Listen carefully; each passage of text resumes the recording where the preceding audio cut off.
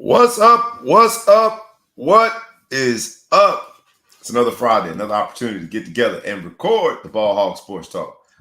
Notice that this particular week, it's two of the crew, myself, my man ETP Ellis, the producer, but we're going to bring you the full funk, the full effect, the full impact of the Ball Hog Sports Talk. So if you have never been a part of the experience that is, fasten your seatbelt and get ready to join the crew. We're going to bring it to you this week. This particular episode is called Allergy Season. We'll explain that when we get back on the other side of the intro. But make sure you get yourself a big old, nice, tall mug of coffee. Make sure that you do whatever you need to do. Douse it with a shot or whatever you like to douse it with.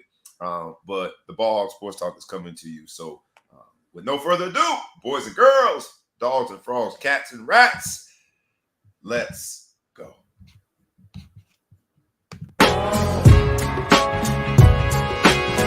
Wake up, wake up, wake up, and stay woke.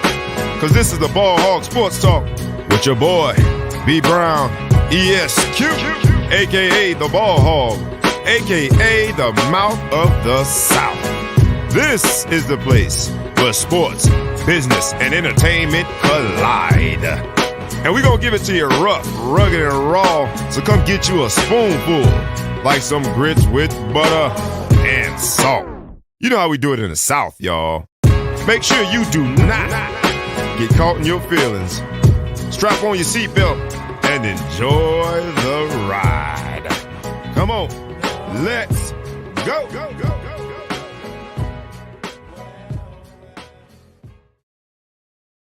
In the building once again, it's on. Once again, it's on like we never left. You know what it is. I got the shades on, man. I got the shades on because it's allergy season.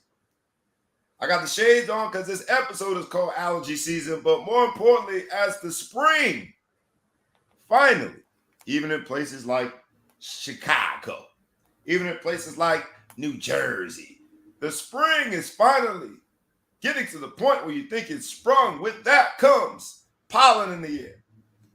With that comes tears. With that comes people nose running, sneezing, and I'm an allergy sufferer. And they use the word sufferer for a very good reason. Because, man, it's a tough 3-4 weeks. But like all allergy sufferers, I've got my medicine and I'm going to cope with it. But I want us to think about this allergy season when it comes to sports, business, and entertainment. Because the same thing that make you laugh, make you smile big when you know that the spring is taking over.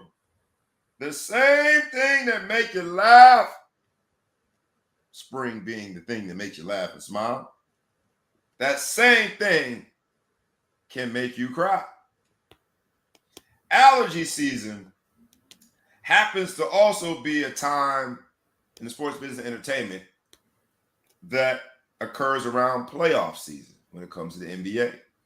We're going to get to some stories about the same thing, make you laugh, make you cry, allergy season. But no further ado, we got to introduce the crew. You know, I'm in the building and the mid-coast is not here, but the East Coast is well represented. A man who does not hide his Boston affiliations very well. He wears it on his sleeve. He wears it with pride, and now he wears it on his head. It is Ellis, the producer. What up, my brother? Good morning. Happy Friday. Little bittersweet. It's the start of what us in Titletown in Boston call the regular season, but for everybody else calls the playoffs. So good luck to all the teams that want to come in second. But the bitter part of the sweet is just pay my taxes, man. And I remember being a kid and getting money back. Those days are long gone. So bro, I cried before the show. Hopefully it won't happen again. Hey, man, it's allergy season, brother. Just blame it on the allergies. Yeah, it's the allergies. That Uncle Sam's allergies got me crying. You and me both, my brother. And, you know, it is a blessing to be in that situation. But, man, sometimes it feels like a curse. But I shall digress. Let's hop into some allergy season. And while we have ETP donning his Boston Celtics hat, Boston Celtics, y'all Celtics get to relax a little bit. Y'all get to wait to see what unfolds. As for my Miami Heat, y'all see me, baby. Let's go Heat. Let's go Heat. We got to win tonight because for some reason we didn't show up in the play-in with the 7th seed secured. We gave it up to the Hawks, and the Hawks, they aren't a very good team. So now we got to play tonight. So I got my hat on. I got my hopes up. Hopefully the Miami Heat of old will show up. Eric Spoelstra and Jimmy Buckets will get some renewed faith in themselves that reminds them of a time before Tyler, whoever, I don't care who it is. Hopefully the Miami Heat win and advance as the 8th seed. But there are some other things, man. If you look at shout out to Big Flo, who's in remotely commenting. Did I miss it? All right, I gotta take off these glasses. And he's that's on the downside to these shades. I can't see a damn thing. What up, know he's supporting his. I'm sorry, I acknowledge that. Lakers are sick. Yeah, oh, God. I was gonna say, so wherever he is, I won't disclose his location or his activities, but obviously he's been drinking this early in the morning because he's got drinking. Lakers in 6. Lakers in 6. I don't know in 6 what, but we'll see. They're the 7th seed. Well, sometimes allergy season, when you look at someone's eyes and the redness there too, you might think that allergy season might be another season because there's certain substances that have been legalized in parts of the world, and one of those parts of the world is California. And the redness in their eyes is both from allergy season and the pride of California is that not 1, not 2, not 3, but all 4 California teams are in the NBA playoffs. First time that has ever happened. First time that has ever happened. You have all 4 teams. You have the highest rated seeded team from California is the Kings, ironically. And then you have the Kings are going to play the Warriors. So that means one of the California teams got to be out. And you've got then the Clippers at 5. They're playing Phoenix. And you've got the Lakers now at 7 playing the Grizzlies. Let's talk about the play-in first because we got here because of 2 games. And we'll start with on the Eastern Conference side. Unfortunately, my Miami Heat didn't show up very well, and the Atlanta Hawks won. That same night, a far more interesting game was played when the Minnesota Timberwolves hosted the LA Lakers. And LeBron James, in LeBron James fashion, played well. He filled the stat line. But it was Dennis Schroeder who probably made the biggest shot, and Anthony Davis, AD, who probably made the biggest mistake. But the truth of the matter is it was an ugly game. It was just an ugly game. And because of the Lakers, because of the play-in, because it's LeBron, because of the playoff implications, people tuned in. But it felt as though it was like the old politics when we said in that one election we had to hold our nose and go in and cast a vote. We had to just hold our nose and see who was going to win and be the 7th seed in that game. It was a very bad game. Anthony Edwards, who is now considered a bona fide star, did not show up. I think he was 3 for 17 from the field and just really made some bad decisions. And the Lakers were able to come out on top of that. But I'm struggling with this idea of a play-in because it's in these games that we see that was not good quality basketball. I don't know if you had a chance to watch it or if you heard about it, but you know, it just wasn't very good basketball. What say you? Yeah, definitely. I mean, that game, it's unfortunate. I don't think Anthony Edwards, I mean, he must have been really, a lot more injured than he let on. And I know he was all iced up afterwards. It's crazy because he was somebody that was saying earlier in the season, he just wants players to, players should play. There shouldn't be load management, but looks like he wasn't prepared for, for the home stretch. So it's bad. It was bad basketball. It actually dissuaded me from watching the rest of the games. But I tuned into some of them. But I think I'll take that trade-off of it being bad basketball, but making the regular season towards the end a little bit more interesting because, before the play-in, it was a lot easier and it was a lot earlier that the playoff seeds were set. So right. Towards the end of the regular season, you do get a little bit more action than you would previously. But yeah, the play-in, I think it's more just that the Lakers are just not where they need to be. I think that created, and then obviously the Hawks, the Hawks just destroyed Miami. So sorry for your loss. We made a run. We made it competitive. We only lost I by, I think, mean, 12 in the end, but it was ugly. They never had for a the most shot, part. really. So I mean, I think it's good. It's just I would rather less, fewer regular season games. If you want to make the playoffs more interesting, like focus on the playoffs. That's what everybody's trying to work towards. But yeah, these playing games definitely weren't the most exciting of the bunch. But it's not even the playoffs yet, so it's a bonus. So in the 9-10 games, because you had the 7-8s played on Tuesday night. You had the 7-8s played on Tuesday night. And that is where we saw LeBron James and the Lakers defeat Minnesota. That's also where we saw Atlanta Hawks defeat Miami Heat. Then on Wednesday night, you had the 9-10 games. So if you lose that game, you go home. The Pelicans are going home. And if you'll notice with the Pelicans, they're going home and they had their weapon, their best player, on the sideline again. And you're looking at a time where over the last 4 seasons, Zion Williamson has had his own form of load management. There's load management, and then there's just complete unavailability. Unavailability is the best way you can describe his career to date. And while he was playing this season, the Pelicans at one point, and I know it was always close, but the Pelicans at one point were the number 1 seed in the West.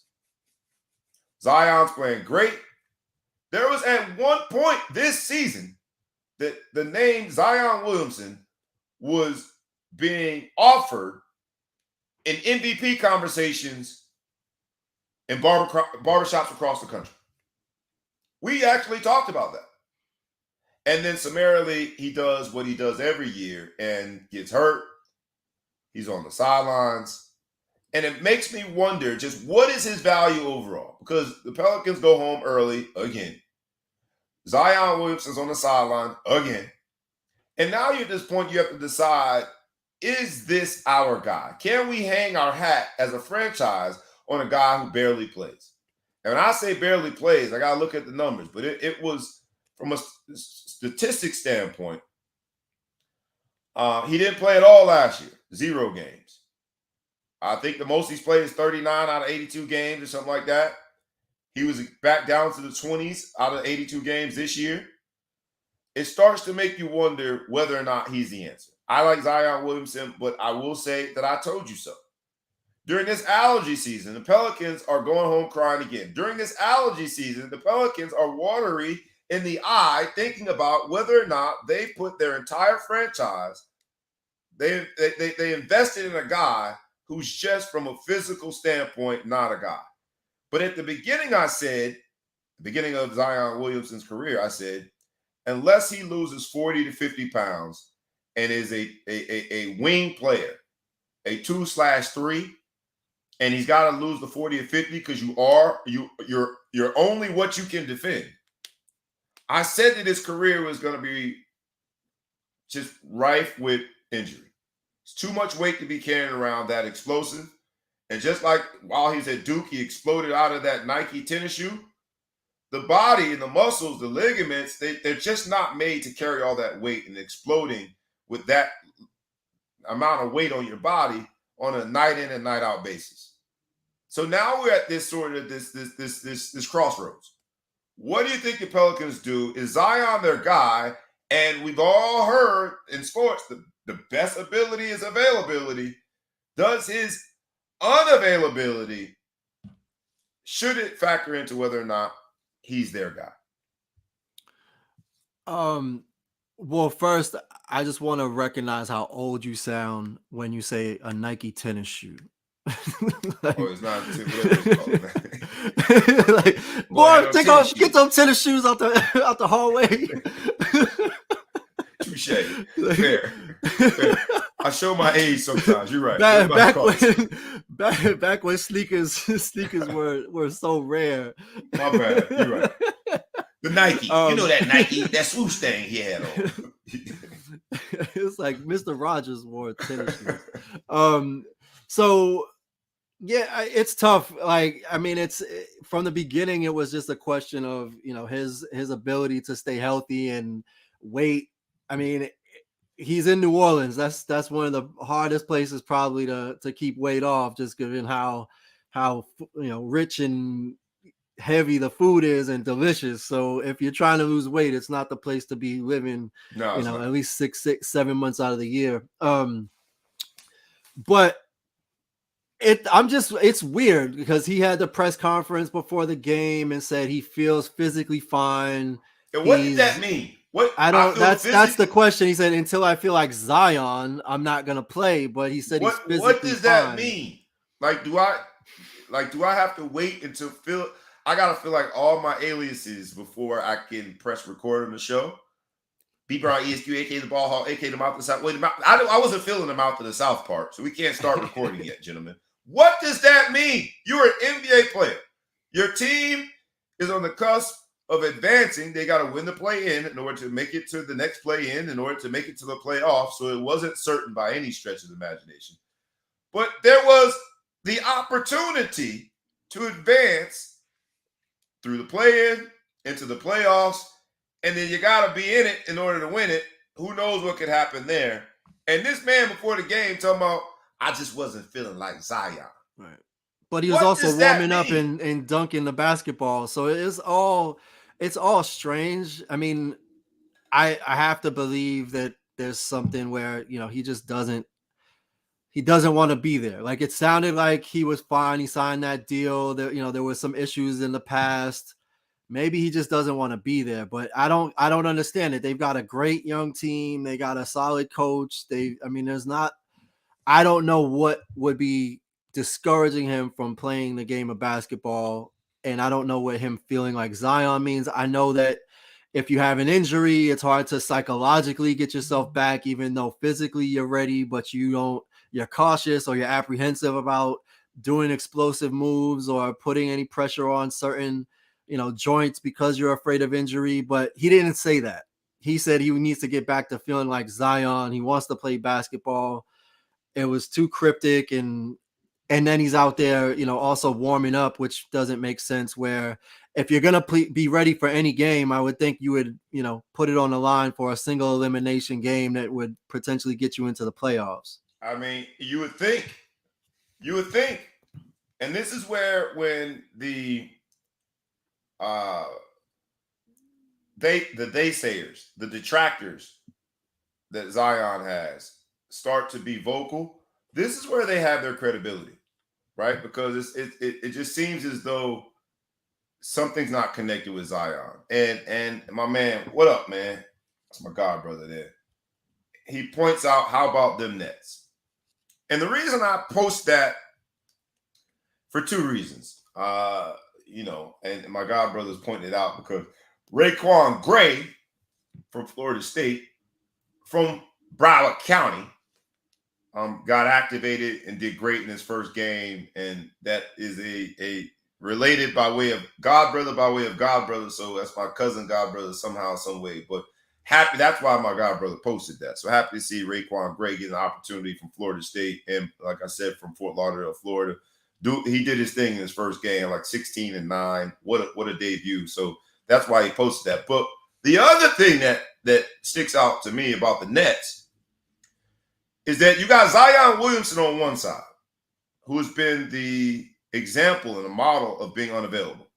On the other side, you got a guy playing for the Brooklyn Nets and Mikal Bridges, that because of the trade and the timing of it, not only did he play all 82 games again for the fifth time in 5 seasons, but because of the trade timing, he played 83 games this year.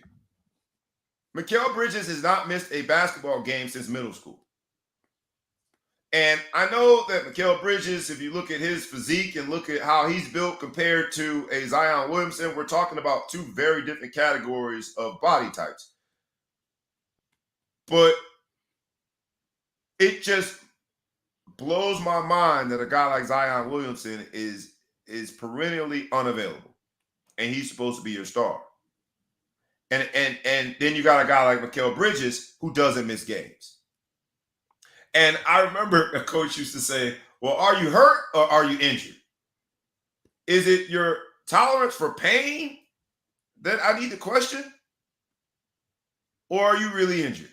And I'm starting to feel the same way about Zion Williamson, because if Mikal Bridges can play not 82 but 83 games, and I think is the example of the opposite of load management, then at some point we've got to put value on whether or not you're available. And Zion Williamson, while I like watching him, I love the fact he's explosive and he dunks the basketball. The truth of the matter is you're not available. And the Pelicans go home yet again. And you give, I think, the most amazingly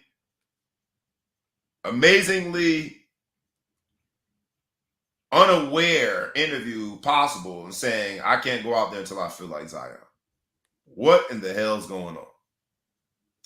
And I think a lot of it has to do with just this new era of basketball, but we'll see what the Pelicans do. They came up on the losing end. The other team that came up on the losing end was the Toronto Raptors. Toronto Raptors were up big, and then they started missing free throws. And they started missing free throws largely because of a shrieking scream, DeMar DeRozan's daughter.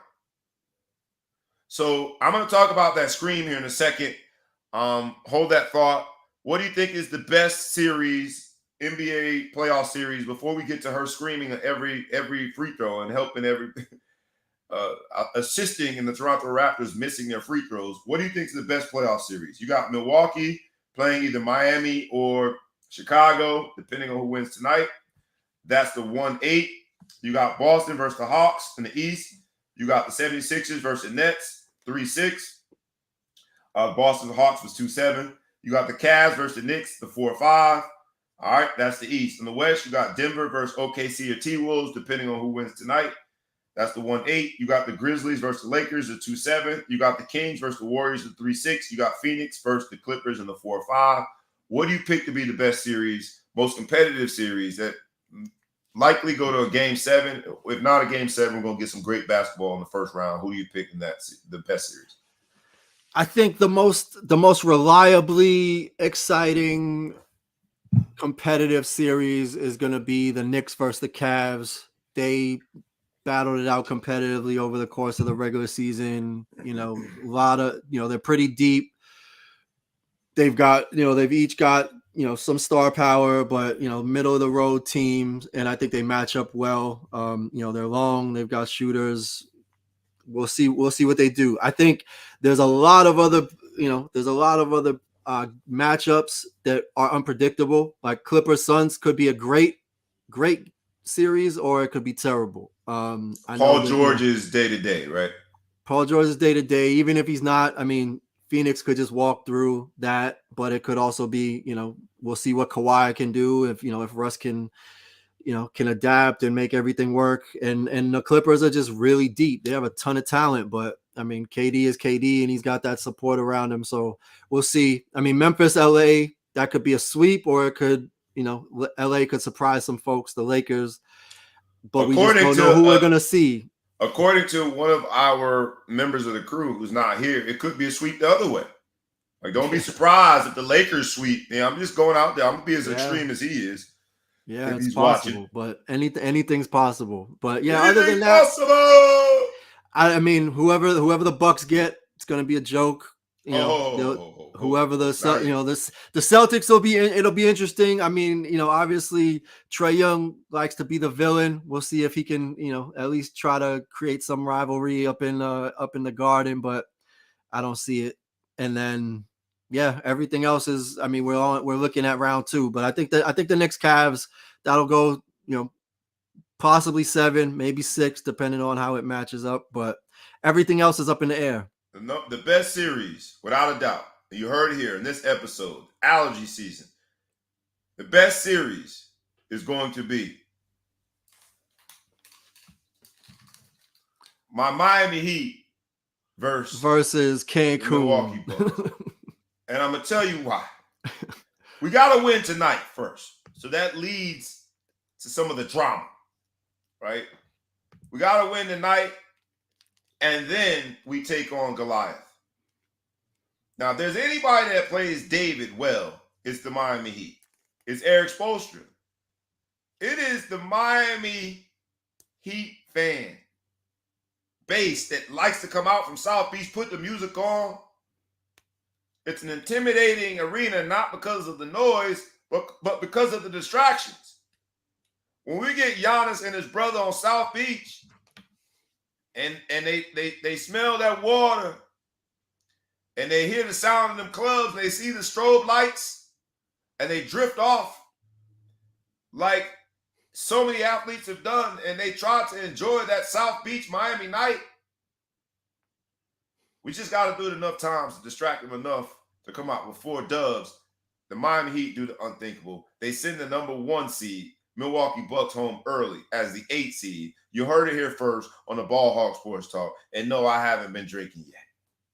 But in order for Miami to do that, they've got to get through the Chicago Bulls. Chicago visits Miami tonight, and people have offered for DeMar DeRozan's daughter to travel with them. Why? Because DeMar DeRozan's daughter, if you watch that play-in game the other night, before every free throw that Toronto took, you heard this screeching, terrible scream. And that was DeMar DeRozan's daughter.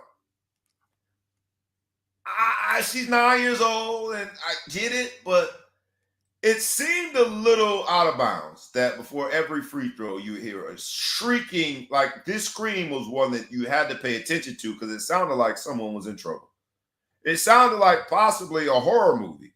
Someone's life was in jeopardy, and that's the sound you heard before the free throw. Now, normally I would say professional basketball players are tuned in, they're dialed in, they ain't worried about that. But the numbers say that this sound had an impact on that team. They were 50% from the free throw line. That 50% allowed Chicago to get back in the game, along with an amazing second half by Zach LaVine. But it was because of the missed free throws that Chicago stayed in the game, ultimately won the game. And now we're faced with this dilemma of, is that cute or is that borderline cheating? That you got a little girl screaming before every free throw. ETP, I'm big on if you ain't cheating, you ain't trying. But that noise was it was a bit much. And I wasn't there. I was hearing the TV copy version of it. I can imagine in person it had to sound even more hideous. And cute little 9-year-old girl, but the sound wasn't cute. It's cute that your daughter's at the game, but the fact that they went 50% from the free throw line after hearing these screams ain't cute. And it's all fun and games till a team got to go home, and Toronto had to go home. We got to talk about it, man. What's out of bounds? In this episode of Allergy season, it sounded like she was having an allergic reaction that required medical attention immediately. And it disrupted the Raptors. Is that too far? Is that cheating? Is that the definition of cute turned into crazy? What say you, man? It's a really, really hard gray area, and I was trying to figure out what my opinion of this was, but there's a few things that are challenging here, and the idea of, because she didn't say anything, she wasn't heckling anybody technically, right? But she wasn't in that instance just supporting her father or being a fan and rooting for the team she wants to win. She was trying to disrupt the other team. So if you look at it as, there's nothing that she did is wrong, technically, right? It's not something that would get her removed from the arena, or there's no violation. LeBron would have her removed. LeBron was like, yo, take that little girl and get gone now. Yeah. But at the same time, it's heckling, right? If she had been heckling, it might be something questionable. And then also, having that close, being that close to the court, and there's an advantage of being part of, the family of the team. So there's just something where I think there's some level of decorum, but it's a kid, and I don't know that even matters. But I don't know. There's something about not just rooting for your team, but wishing, disaster on the other team or trying to influence them as a member of the organization. It just feels a little bit unfair. Not enough for me to say get her out of there or, quiet her down. But I just feel like it's kind of an unspoken level of respect as a family. You're both competing, but it's all in good fun at the same time. John Morant's father is on the sideline and, doing all the things and making a spectacle. Spike Lee, arguing with Reggie Miller and everybody else that came after him. So it's nothing new. Imagine if Spike Lee tried to bring in a bullhorn and make a loud noise before a free throw. Imagine if John Morant had one of them shiny lights and tried to flash it to mess up a free throw. But that's an outside object. That's an audio. She sounded like an outside object. Yeah, there's nothing human about that sound that she was making. Yeah, but that's what I mean. There's no limitation. There's no rules, or there's nothing written on the back of the ticket in fine print that limits you from screaming as a fan. That's the whole point of going and cheering and rooting for your team and all of that. So it's all fair. It just seems a little strange to me. Here's where first of all, it's been rumored that she will not be in Miami tonight because she had school. But even United Airlines, because they're based in Chicago, not like American Airlines because they're based in Miami. I'm assuming those are still two different airlines. I gotta get the update, so airline consolidation. But United Airlines offered to fly the girl to Miami tonight because they want her and her shrieking or screaming or whatever that was, that allergic reaction she had. They want her in the arena to impact free throws. And my question to you, because it won't work tonight, Miami Heat, don't worry about nothing. I told you what's going to happen. We go in tonight. We're going to be the ones that get Milwaukee up out of there for the rest of y'all. But it forces me to say, when it comes to family, what's too far? Because I teased about LeBron, but LeBron got one of those couples removed because they made a statement about his child. We've seen athletes over and over again say, look, talk about me all you want. My family is out of bounds. I don't remember who the NBA player was who basically was about to go in the stands and fight because someone allegedly pushed his mom. We've seen Cavinder. How inbounds or out of bounds is family? Because at that point, you're voluntarily being inbounds. You're fair game. We are discussing this young lady's antics because she chose, and whoever was with her, the guardian, handler, mom, I don't know who was with her, chose to allow it to happen. But now you're in bounds. So it seems as though like some of these athletes want it both ways. Are family members out of bounds or not? Are they a part of the game or not? Because this young lady surely made herself a part of the game. Sports writers are surely talking about the Bulls, their win being largely on the heels of Toronto shooting so poorly from the free throw line, which they are surely connecting to the shrieking, screaming, whatever that was, young lady. So it begs to ask the question, what's fair? What's fair? It also, in this week, reminds us of another sporting event that happened. UFC 287 happened this week. Last weekend, but still in the same week. For me, I look at it 7 days. And UFC 287, you have Israel Adesanya, the last Stylebender, fighting Alex Pereira, right? Poatan.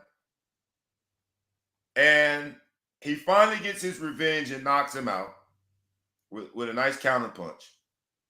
After he knocks him out, while he's still laying on the ground, immobilized because he's fresh off a knockout, the Stylebender does the arrows to him, and then he locates the kid's son. The kid's son, Alex Pereira's son, is now 12 years old. But at 5 years old, he mocked the Stylebender and, just going limp and falling to the ground. The Stylebender finds him in the stands and does the same thing while his dad is still on the mat, knocked out cold. You see this 12-year-old kid slumped over crying, and I gotta admit, man, I felt bad for the kid until I saw the video. And without giving more background than's needed, I'll just say that Alex Pereira did say, hey, when my son did that, I stopped him from doing it because that's out of bounds. And he called the Stylebender a child because, okay, look, man, you got back you've been waiting 7 years to get back at then what was a 5-year-old kid and mock his dad getting knocked out. Is that too far? Because the kid did put himself in the middle of it. Yes, he was 5 years old. Is that too far? Stylebender has been critiqued now and criticized because of his ruthlessness, which I think is a part of UFC fighting, but because of his ruthlessness in that moment, this 12-year-old kid crying, watching his dad on the ground, and the man who is responsible for it does the same gesture. Body goes limp, imitates him getting slept. Is that too far? I can't say that it is, right? Like, the kid was there. There was some mockery. That's tough, right? Like, the idea that, there's people can die in that ring, and you've got family or children that are watching and supporting. I can't put my head or my mind into the same space as that, just because it's a hard decision, right? If you're in combat sports, your family wants to support you, but at the end of the day, if you make yourself, regardless of your age, if you make yourself part of it, like using DeMar DeRozan, if she had then solicited heckling from fans that were Raptors fans that were seated around her and they started arguing or anything of that nature, not saying that if they did anything that was, or even be quiet. Like, yeah, you got to think of what people paid for that. I don't know if the play-in is the same as the playoff in terms of cost of ticket, but I'm certain that it wasn't cheap to be in those seats and to hear a shrieking, mind-numbing sound every time the Toronto Raptors goes to the free throw line. I think you'd be well within your right to say, man, shut up. For sure. So, if you're there, you bring that upon yourself. So I can't judge him for it. And that's UFC. It's combat sports. It's the personalities and the backstory and the entertainment and the bravado and the trash talking and all that. So it's part of the sport. I don't see anything wrong with it. It's not out of character. It's not outside the realm of what that sport represents and the types of things. Conor McGregor is multi-generationally wealthy for perfecting the art of trash talking and side shows and side stories. It's WWE without a script, right? It is. I just think that for me, man, when I heard the little girl screaming, I didn't know it was DeMar DeRozan's daughter at first, but I did hear the sound. And I'm like, what is that sound every single free throw? And I was thinking that they being the ushers, security, game day operations people, would stop whoever that was from doing it. And then I discovered it was DeMar DeRozan's daughter, and it made sense why they did. Equally, right? If you see a guy like Alex Pereira allow his son to come into the ring, yes, he was 5 years old, but mocks the Stylebender from getting slept. You have invited this smoke. You've invited the smoke. And so while I do think it was tragic to watch a 12-year-old kid cry, seeing that invitation as his dad lay on the ground, I think it's fair game, especially in that sport. And the athletes have to make sure that they create the buffer between the sport and their family because the fans aren't going to do it. And it's just been interesting to in the NBA, especially we've talked about like what's out of bounds, and then we see, DeMar DeRozan's daughter scream, or in the UFC we see the Stylebender mocking the 12-year-old son. So I think the athlete has to be the one that authors where the line is drawn. Would that be fair? Yeah, I mean, it's a hard thing to decide. I mean, it's all subjective, but yeah, I think you're right. Yeah, because even the LeBron things, like, all right, someone said something about doing bodily harm to your child, but I mean, Bronny James is a public figure now. Yeah. Look at what his value NIL valuation is as a high school. So he's a public figure now, so it's tough, man. So I think that'll be a good fight. Hopefully they'll fight again. Stylebender made some enemies by way of that gesture, but it is what it is. Let's talk about some NFL, man, because in this episode of allergy season, when the spring comes, also that weather changes, it reminds you that fall will be right behind it. Allergy season is, where you got spring football going on at high school and collegiate level. You got these workouts going on and the free agency business transactions taking place in the NFL. And this week in the NFL, we had two big stories, both coming from the DMV area. The one being Baltimore signed Odell Beckham Jr. OBJ is back in the NFL. OBJ, who had a great relationship with Lamar Jackson that's been documented. OBJ, who spent the entire year trying to rehab, get healthy, and find a spot for to play wide receiver for his own career, found his spot. The Baltimore Ravens signed OBJ. Do you think this goes towards helping enhancing the conversation with Lamar Jackson, or is just performative? And at the end of the day, they got an aging, if not over the hill wide receiver to complement an already lack of talent in a wide receiver room for the Baltimore Ravens. What do you think about OBJ going to the Ravens? I think it's good in the sense that Lamar Jackson it's from what I understand, Lamar Jackson was recruiting OBJ to the Ravens. So it's clearly something that he wanted. I don't know that it's going to make as much of an impact as it makes headlines because he's coming off an injury. He hasn't played in, a long time, a full season he missed. And who knows how, what condition he's in terms of, from his injury. And he's also getting older in terms of, NFL receiver prime. So it'll be interesting. I just wonder,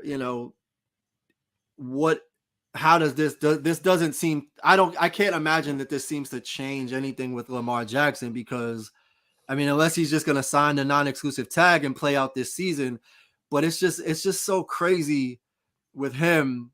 Like I haven't run the numbers. I don't know if you know, but if he had signed a deal when they started negotiating, like how much money has he lost out on, regardless of him thinking that his value is more than what the Ravens do, but he's had to lost, out on at least $20-30 million already in the past year and a half, 2 years, right? Like Absolutely.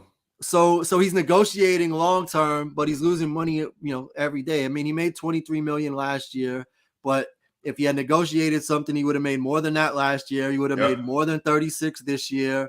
He'd have his contract in place. It's just as the time goes on, I don't know the answer, and I don't know. I mean, there's no logic to it, and it seems like it's more, people are dug in on their values and their kind of opinions and perspectives versus, kind of looking at it as a true business decision, where I get the business decision of the long-term guaranteed money, but that's the point of a negotiation. Those tiers from pollen and spring, and those tiers that seem to have been true for Ravens fans when it comes to playoff time and always coming up short. Does this signing Odell Beckham, does this get them over the hump, the proverbial hump, in terms of on the field? Off the field, and whether or not it impacts Odell Beckham, whether or not Odell Beckham Jr. signing impacts Lamar Jackson's relationship with the Ravens, to be determined. That relationship is so weird because he has been the centerpiece of that franchise, and you think just from, you don't even got to look at recent history. You can go back to for decades and generations of relationships with quarterbacks. If that's your guy, normally you do everything to massage a relationship. So that's what's so weird about off the field. Right. But that's going to on the field. It's going to affect. Field? Well, that's the thing. It's so related, right? Because if Lamar Jackson doesn't sign, if he sits out, Odell Beckham has a very strong capability. Let's assume Lamar Jackson comes back. Lamar Jackson is back. Then yeah, it makes them better. I mean, they don't. I don't. I mean, assuming that Odell Beckham is at least like 85% of what he generally has been as a receiver, then yeah, it makes them better. We don't know that. We also don't know. I mean, Odell Beckham has a very strong knack for being a distraction when teams are not performing at an optimal level, right? And so allergy season, same thing, make you laugh, make you cry. And so when I saw the signage, when I see them signing a guy who, whether it is true or not, has at least allegedly been involved in some situations in locker rooms that would be deemed a distraction,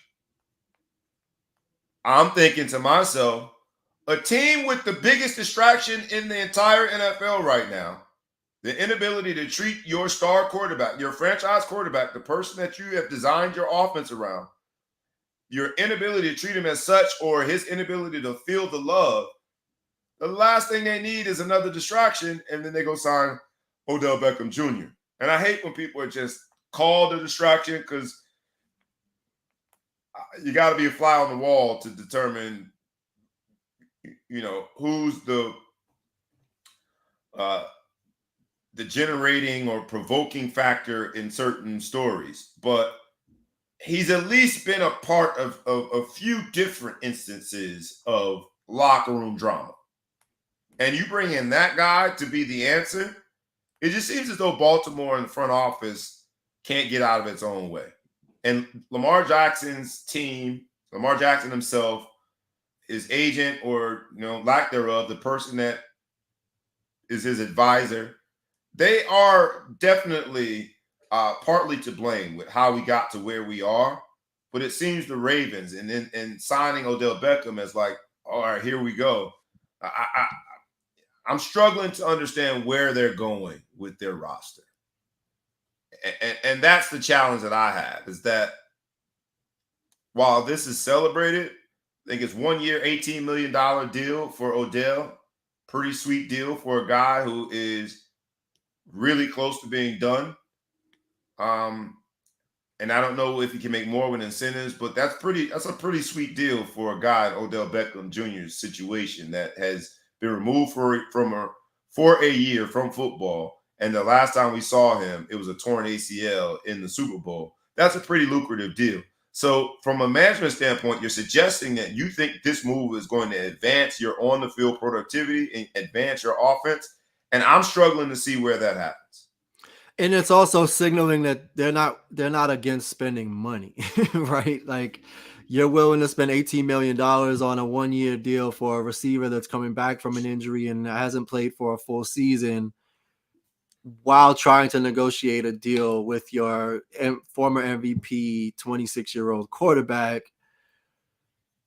I mean, I can't figure out what they're doing. Like, how if you're going to make that bet on a receiver, I would imagine, that investment is going to very much be influenced by the value of your quarterback. And if you don't have your quarterback situation set, how do you that's a little cart before the horse, and it's a substantial investment, for a receiver that's been out of the league for a full year. Yeah. We'll see, because man. of injury. It just Baltimore. If it wasn't for the fact that there's so much drama right across I don't know how the DMV is situated, across the water, DC, or down the, what do they call it? They call it not the quarter. What do they call that? The DC is called not the triangle, the circle, whatever it's called within the whatever it's called. I should know that. It's politics. It's a political term. But if it wasn't for so much drama there in DC, this would be the story. But now it looks like that drama has come to a head. It looks finally like Dan Snyder is out as the owner. It looks like there is a group that includes Magic Johnson that will be taking over ownership for the Washington Commanders. Dan Snyder, I thought, had 9 lives when it came to some of the things he had done in the environment that he allegedly created, the very male chauvinistic environment that was created there in the front office in Washington. He held on to what, by all accounts, was deemed a very racist mascot forever. If there's anything, there's just so many different stories about what Dan Snyder did. It looks as though they've got a new ownership group. Does this bode well for the Commanders and the NFL? Right? Because what we had realized is that certain billionaires can hold the NFL hostage because of their influence and because of their money and power. And Dan Snyder seemed to be one of them. What does this do for the Washington Commanders and the NFL, seeing that they finally, and I think it's a non-binding deal, but there is a deal in place. But it seems like they finally got rid of Dan Snyder. What say you? Yeah, I think it's a good move. It seems to add some level of diversity to the ownership makeup of that organization and of the league. Josh Harris was also, I believe, part owner of an NBA team at a certain point, or affiliated. So, I think there's just, there's experience, there's perspective. It's just crazy to me, the idea that, Dan Snyder held on to this team through all the headaches, all the allegations, all the accusations, being dragged through the mud in the media. And you could have given me $600,000 and I'd say, take it and leave me alone. So it's just crazy how, people with all the money can't be swayed by any of the money, and Bill really didn't even sell because of the price, even given how historic this price tag is. $6 billion for an organization or a franchise that isn't the most successful franchise in the league by any stretch. No. So, but I think it's definitely better. There's a really challenging history of that organization under Dan Snyder, based on the name, based on the operations, based on the lack of winning in the past 30 years, based on, various issues. So a fresh start for them.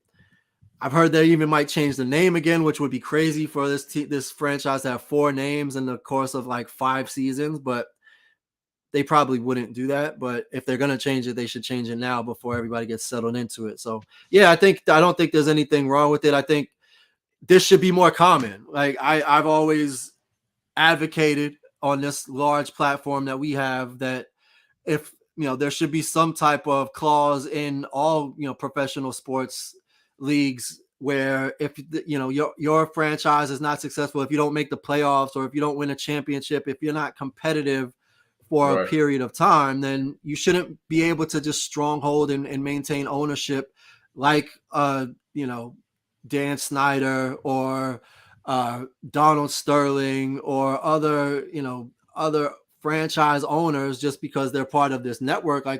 You should have to run the business like a successful business. And if you don't, you should have to move on from it. And if the penalty for moving on from a team is $6 billion in cash, I don't think that's a bad day at the office. You mentioned tax season, and God bless everybody that's enduring this tax season and doing what we have to do in order to get what we have to get submitted and filed and all of those things. But it has gotten to the point where these owners are treating the teams, and I don't know if they feel this way because I haven't had a conversation with any of the billionaire owners in the NFL, but it seems as though that they're just treating these as toys for their tax write-offs. And Dan Snyder, for the longest, I think, was using the team for whatever tax strategies that he might need to execute on. But the power of the brand, the shield itself in the NFL, or any of the teams themselves, Washington Commanders, or fill in the blank with the team, the power of those brands makes it such that having a misogynistic environment, having a racist mascot, operating from just how you run your organization standpoint in a way that seems to be somewhat racist, right? The message that sends and the impact that it has, it's just way more exponential than, oh, Dan Snyder made another mistake. Because being so resilient and being so powerful and being so,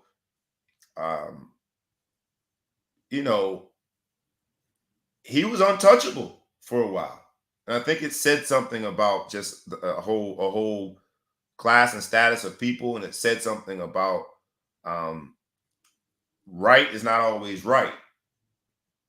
Right, because if you got enough power, you can buy yourself out of right and wrong conversations, and that to me was unfortunate. That was the Dan Snyder. That was the unfortunate thing about Dan Snyder having so much staying power over the years, is that through his power, through his protection, we were signaling that right is right unless you have enough money. And so that's what I feel. I'm happy that we've come to the end of that chapter of what being a billionaire means for your accountability, inside the NFL and outside the NFL. Because some of those Washington Commanders fans, they've been in a tough spot. The Cowboys fans have been in a tough spot. Yeah, that's your team, but you see what you see. And by supporting that team, you're almost co-signing that behavior. And that's a tough spot to be in. I'll give you last word on it before we move on, man. I'm happy to see that there's diversity in this ownership group. I'm happy to see that Dan Snyder is soon to be, hopefully, knock on wood, because I think the deal still needs some massaging before the ink dries. But it seems as though it is almost imminent that Dan Snyder's days in the NFL and being one of the powerful billionaire owners that has so much influence on the league, seems like those days are numbered and will be coming to an end. Yeah, the only thing I'll say is Baltimore is not too far from DC. It would be amazing if the second piece of paper that they signed after signing that deal to purchase the organization is bring Lamar Jackson over and start the franchise fresh. He could even sleep in his bed. Beltway. Beltway. That's what I was looking for. The Beltway. Yeah. Inside the Beltway. That's what they call it. We shall see, man. I think all Washington Commanders fans would agree with you. They would like to see Lamar Jackson wear those colors, but I don't know that if Baltimore loses out on Lamar Jackson to the freaking Washington Commanders, everybody need to come before the congregation. And I ain't say we're going to stone them because I don't want to hurt nobody physically, but we sure going to clown them. You better not lose doggone Lamar Jackson to your neighbor.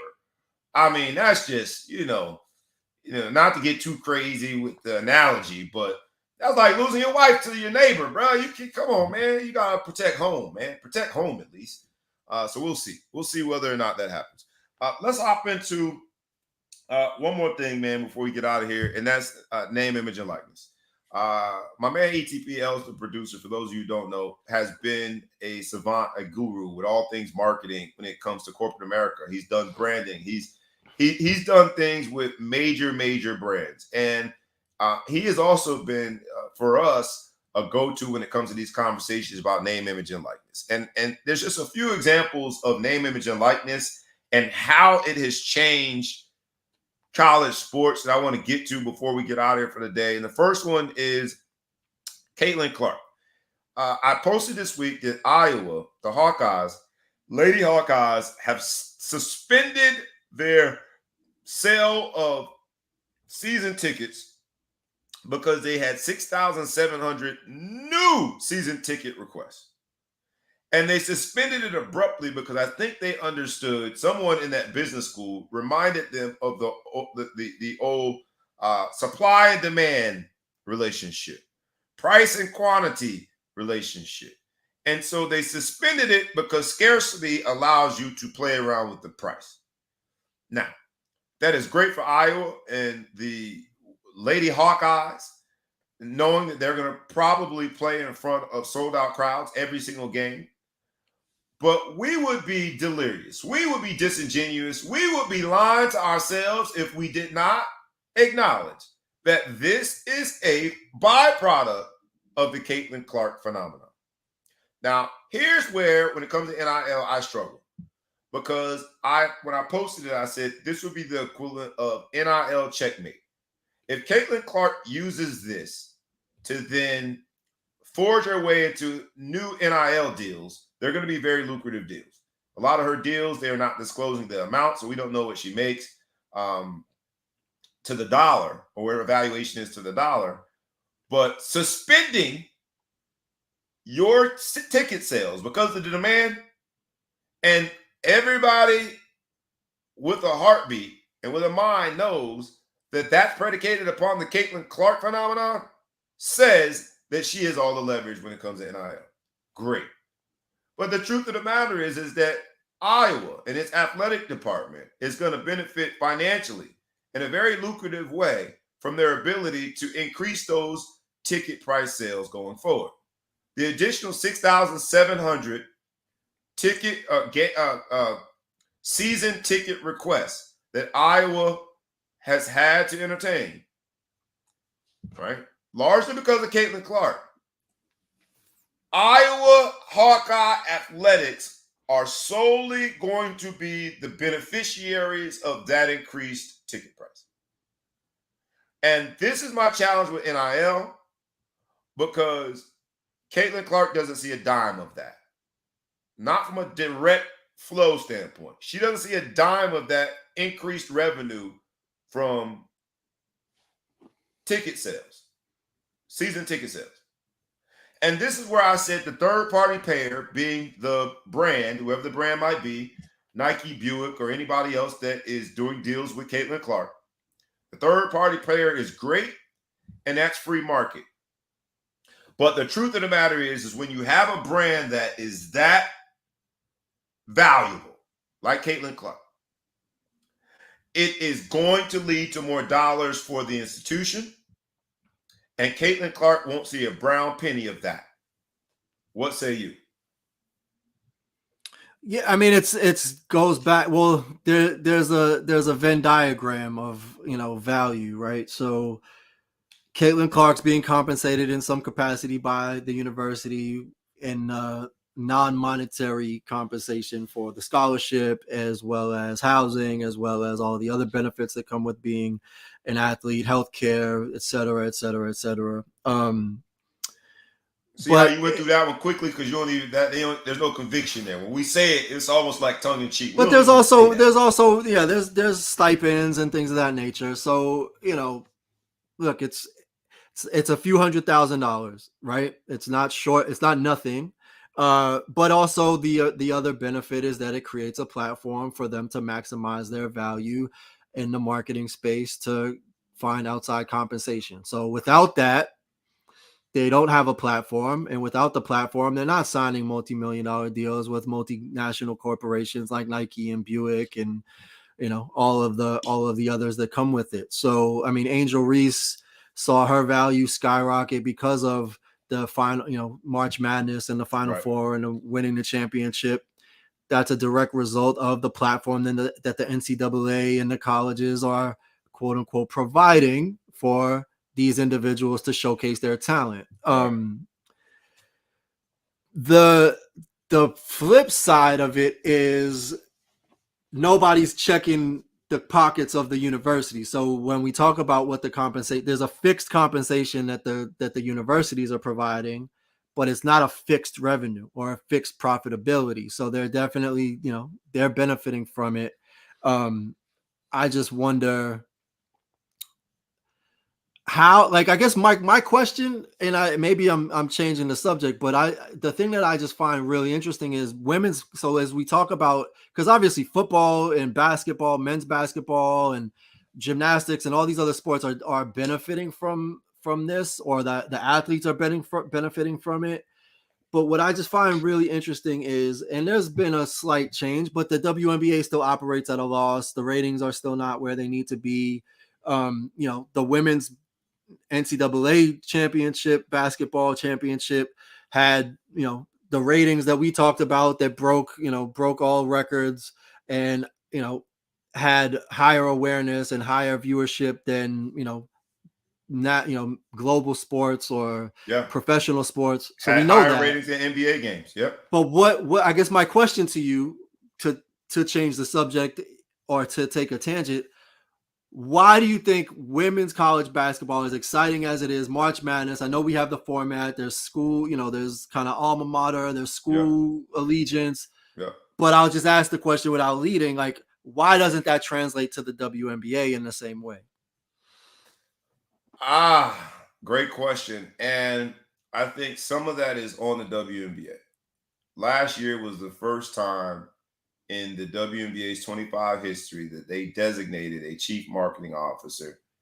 And the WNBA has to own some of that with the egg on their face, with not operating in a parallel fashion from a business proliferation standpoint and growing a business. They weren't operating in parallel to their brother company, the NBA. The NBA has done amazing things, but a lot of it has been because they have said that they're going to write blank checks when it comes to growing the business internationally and spending money on marketing. The WNBA did not do that. So some of it is on the WNBA.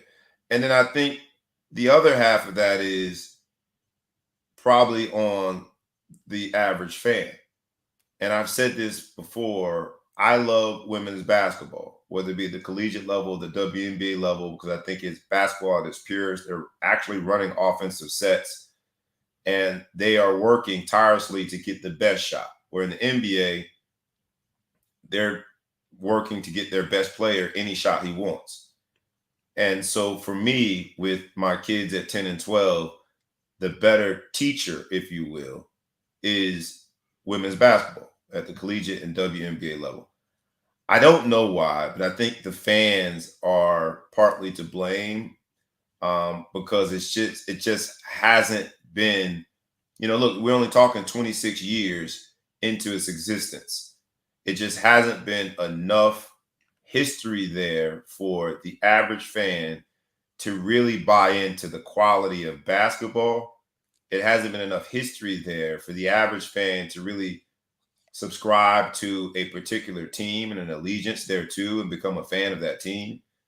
There hasn't been enough history there for the average fan to really appreciate the quality of the superstars and get behind them. And then I think that the WNBA, the other mistake that they made is that they haven't taken full advantage of that allegiance and loyalty that is regional based on where you're from, that is regional based on the conference that a particular player comes from, that is school based because of your alma mater producing a player like a Caitlin Clark. If you're an Iowa alum, I think the WNBA needs to treat that relationship with more value and infuse it into their WNBA game. So just some things that I thought about before. You asked me that I'm on the spot, but I thought about what's lacking in the WNBA, and I think those are some of the things. Do any of those make sense?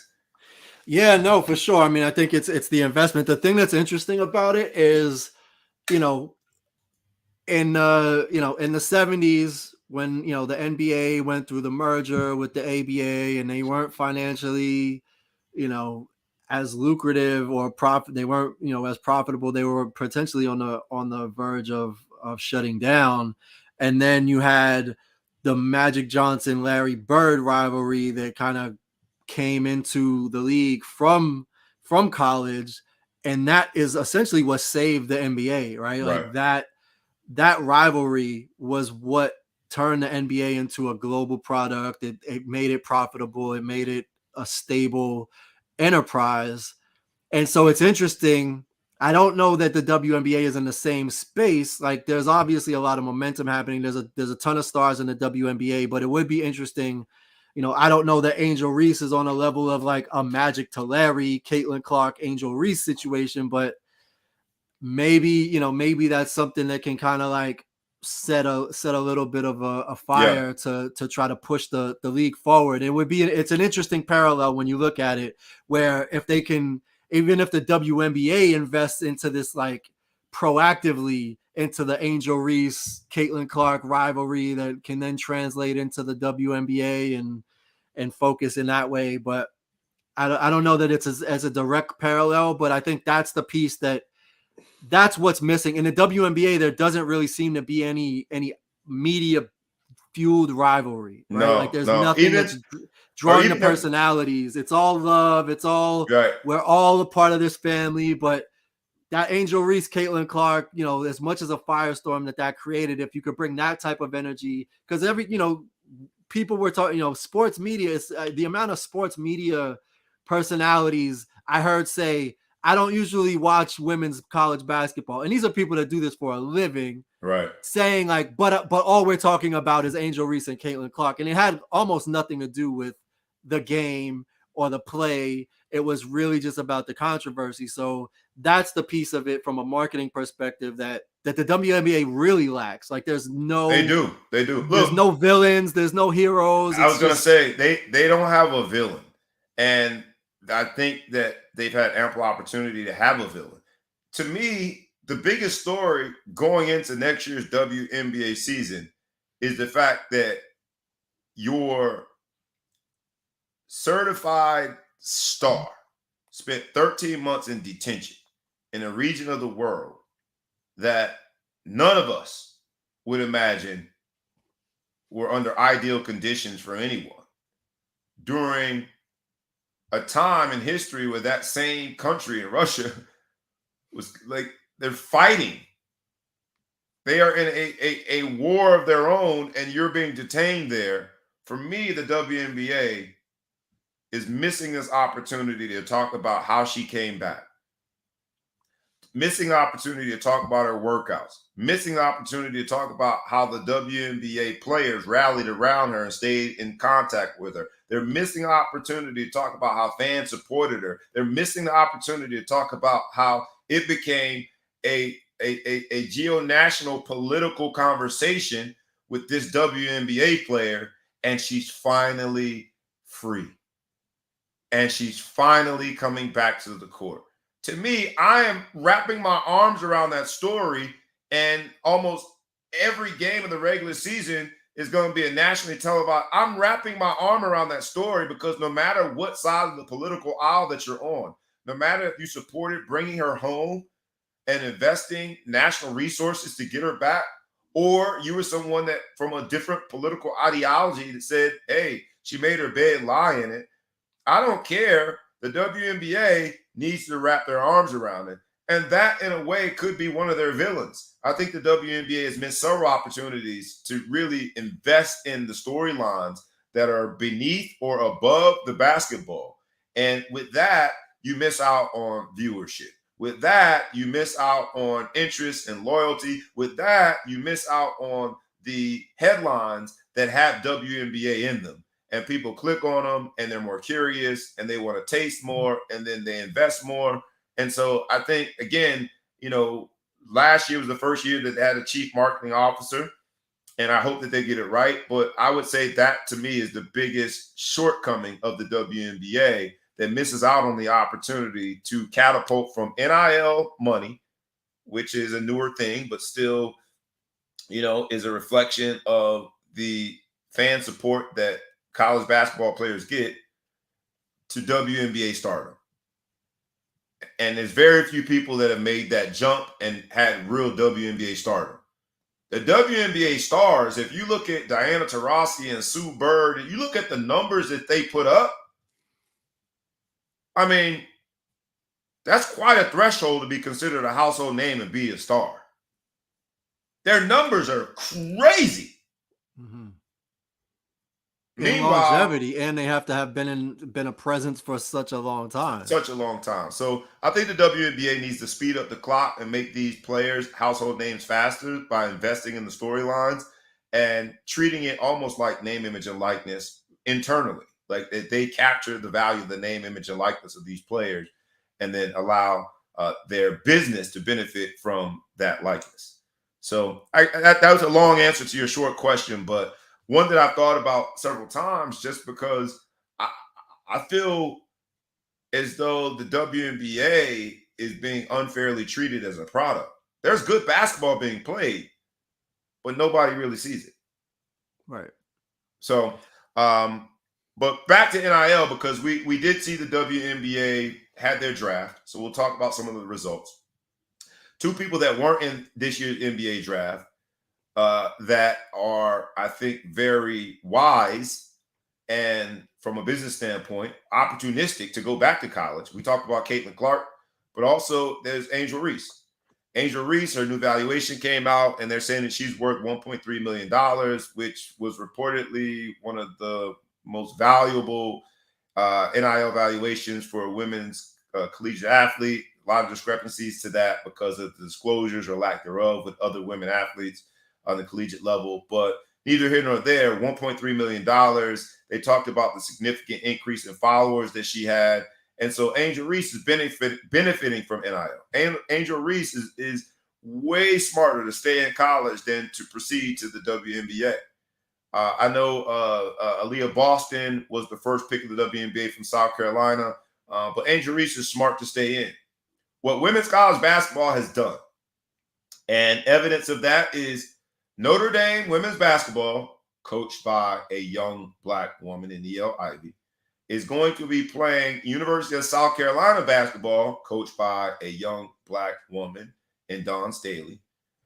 With two of the top programs in all women's college basketball, they're going to play in the season opener, regular season opener in Paris, France. First time ever that a regular season has kicked off on international soil.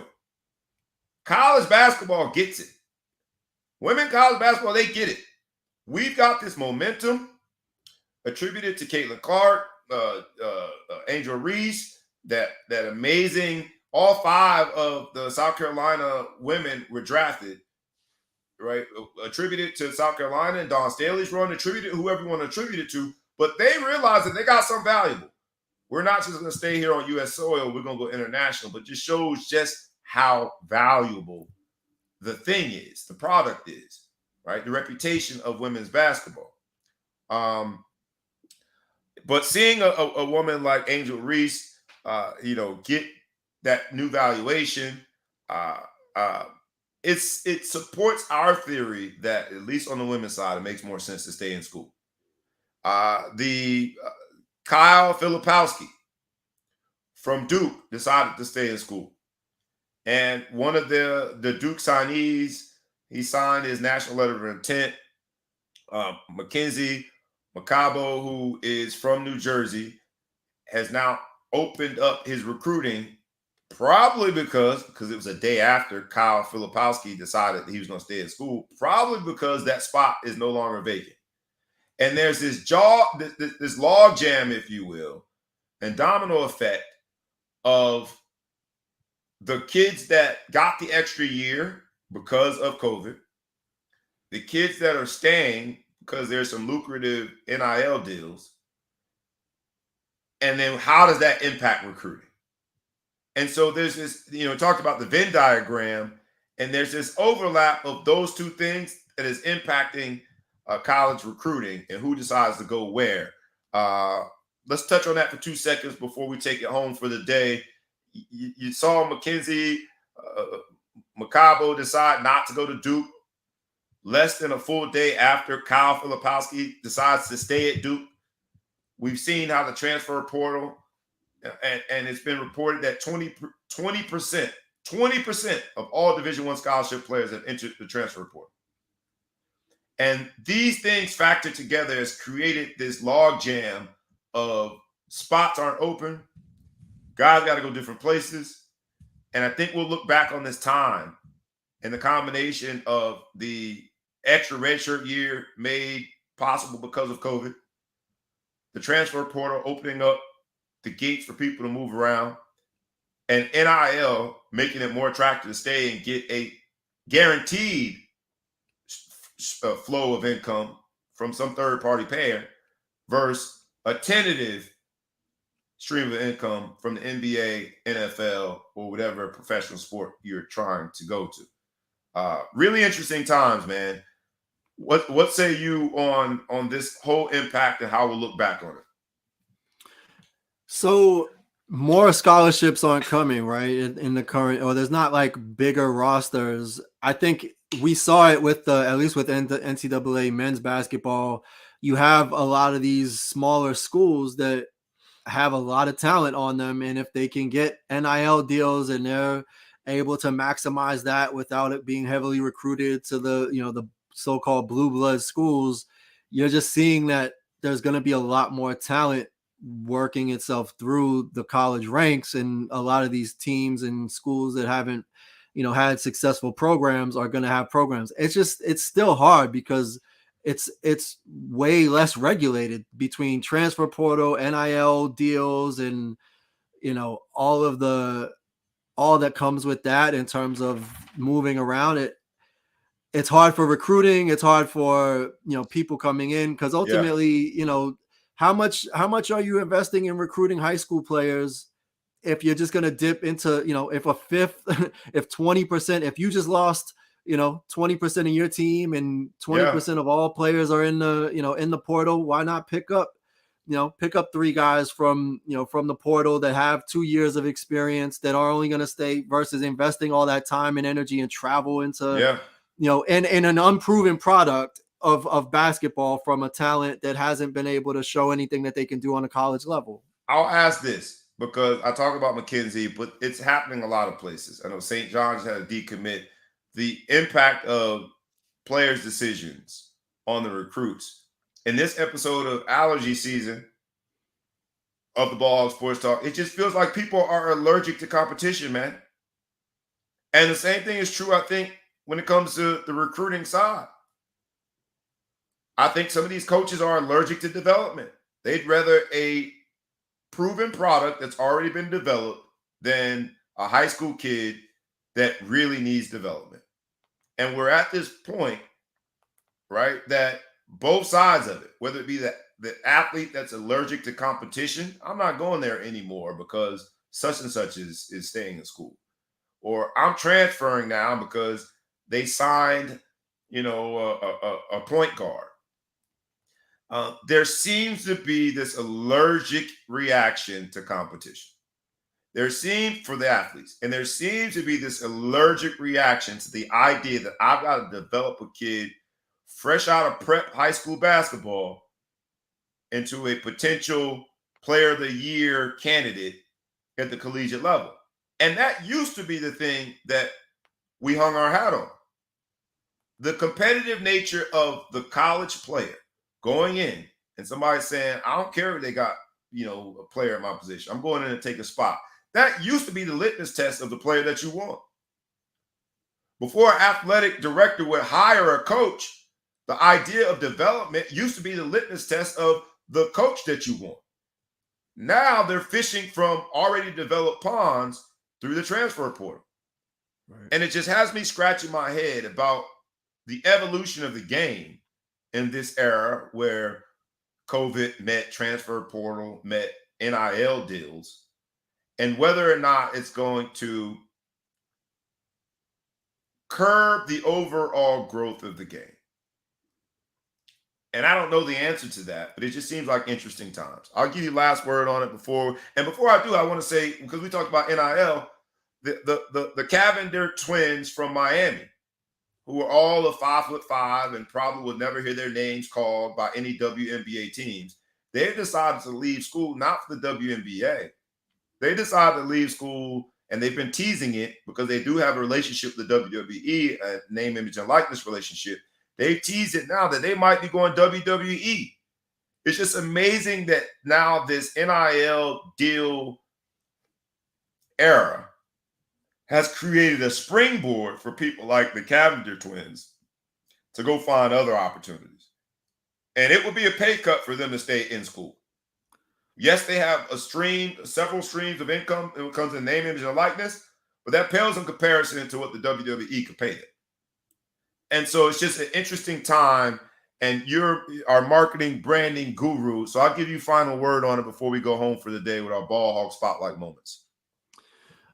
Yeah, I don't really have a business or marketing final word on it. I think it's just, I guess the traditionalist in me or the old school in me is just, there's no such thing as amateur sports anymore, right? There's just basically professional sports that not everybody gets paid to play all the way into high school. I mean, we obviously there's been a lot around, the AAU circuit and the sneaker, the footwear companies, bankrolling for high school teams and putting teams together. That's been happening forever. But it's just, I mean, now the wheels are off. Like, the train is out the station, and ultimately it's just a matter of, I just hope, as we look at this over, not necessarily this generation, but the next generation, it's just not gonna, there's so much value in sports from a life, you could speak to it as much as anybody, just from a life lesson development standpoint as a youth, playing sports.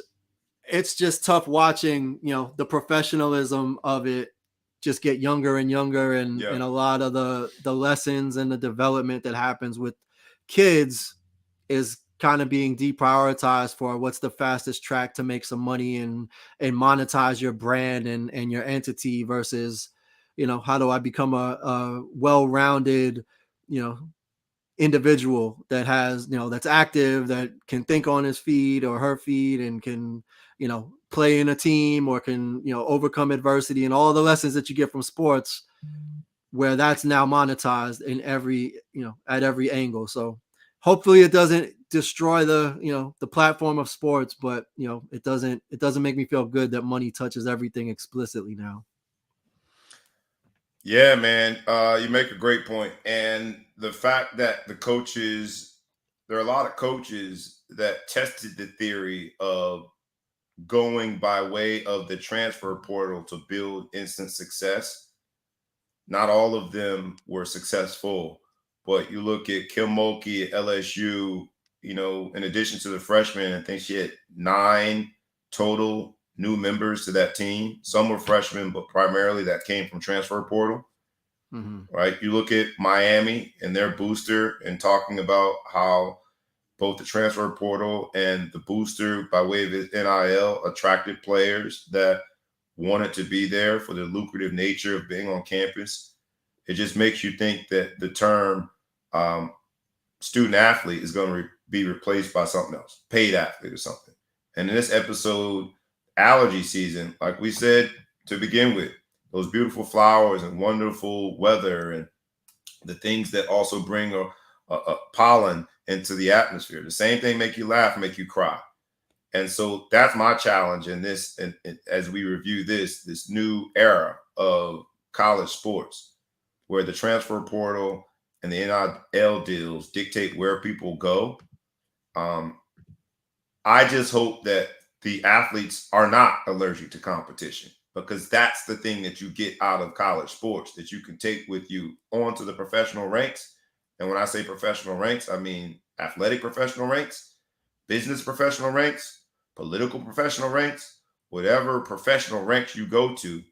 Learning how to compete and thrive despite the environment is the gift that you get from college sports. And the same thing is true with some of these college coaches. I hope that they don't become allergic to true development, because in that there's going to be a young athlete that doesn't get developed, right? Because they want the finished product. And I feel for that athlete, because I don't think that that's hypothetical. I think that's happening as we speak.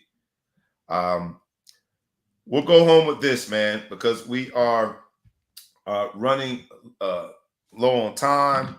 We got these moments that throughout the week that we like to talk about. Let me get mine ready. My first one. Let me see if I can bring E back on. My bad on that. My first one is this, because we do our ball hog moment. There you go, E. I'll throw it to you first, E. Ball hog spotlight moment, just something that happened in sports this week, worth talking about, but not necessarily worth analyzing in depth. But we want our audience to hear it. While you're thinking of it, I'll say this, like we ask you every week, please like, comment, share, tag a friend, tag a foe, tag anybody you know. Please subscribe to both our YouTube channel and our podcast. Won't cost you anything, but you'll be doing a world of favor for us. We want to get into more households. We want to get into more mobile devices. We want to get onto more laptops. However you access your podcast, we want to be in your ear. And in some cases on your screen. So please help us by liking, commenting, sharing, tagging, and subscribing. We appreciate you in advance. Ball hog spotlight moment. You know how it is. You got the ball. It's your show. Anything you want to leave the audience with before we get out of here, ETP? Well, it's officially spring. Feels like summer out here on the East Coast. Hopefully it lasts for a little bit, but with spring comes Major League Baseball. Obviously, we're a sports platform, so just a lot of good things. There's a lot of changes that have happened with the rules where, there's pitch clocks and other changes that have increased the speed and the pace of the game. I think 28 minutes right now. Games are averaging 28 minutes less than they had in the past with the introduction of the new pitch clock. Stolen bases are up 48% because of the increased size of the running bases, and it's been pretty exciting. Or it's increasing the excitement. And Tampa Bay Rays, they're on track. They won 13 in a row. The first 13 haven't lost in 2023. And they tied the record for most wins to start a season. Shohei Ohtani is just getting better and better. He's pitching about a 0.6 ERA and has more strikeouts than innings pitched. I ain't no baseball dude, but I know that's good. 0.6 ERA?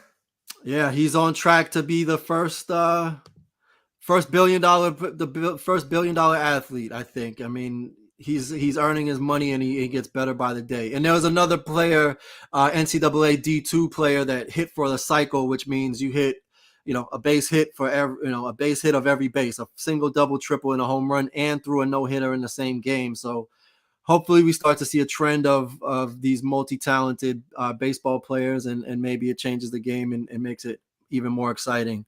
But yeah, ultimately, and happy Jackie Robinson Day. Tomorrow is April 15th, Jackie Robinson Day. Numbers retired throughout the league, so would be remiss not to mention that, given the historic impact that he's had in sports in general and in society in general, by breaking the color barrier. So that's all I got. What's up? I like that. That's what's up. The other color barrier that was broken, I'll bring this quickly, is Tiger Woods. We feel like he wasn't the one who broke the color barrier. He was really the first black golfer. Lewis. Lewis there are other black the golfers. PGA. So let me be clear. There were definitely black golfers. What was the one guy's name? Calvin. I can't think of the last name. He had the nice hats. But there were black golfers. But Tiger Woods was embraced by the golf community. And I bring him up just to say, we got a chance to see him at the Masters. He wasn't ultimately successful at the Masters, but he was successful, but just by making the cut. In addition, I'll say Ball Hawk Sports Talk spotlight moment this week is in the 87th Masters. we had a new competition, if you will, live versus non-live. 3 of the top 6 golfers in the final leaderboard were live golfers, and 3 were not. We had the winner was John Rahm, and he is not a live golfer. He had to close out and beat Kevin Kopka, who is indeed a live golfer. And this live versus non-live, for those of you who have not followed, is pretty interesting. Even live itself is now embroiled in a trademark battle with Club Live in Miami. So there's just all this controversy around live and non-live, but non-live prevailed with John Rahm, the Spaniard, winning. Over the next 5 were Americans, and 3 of those were live golfers. So interesting. But my real Ball Hog Sports Talk moment for this week is it has been 10 years. This week marks 10 years that Kobe Bryant tore his Achilles in a game. And he just thought it was some minor injury, not a torn Achilles at the time. He knew something was serious. He walked to the free throw line and made 2 free throws before he then left for an extended period of time after a torn Achilles. They got to teach you how to walk and all of that. But it's just Kobe Bean Bryant, the Mamba mentality. Shout out to Kobe and all of those who live by the Mamba mentality in this era of sport where, we talk about allergy season. Well, people cry about the smallest thing.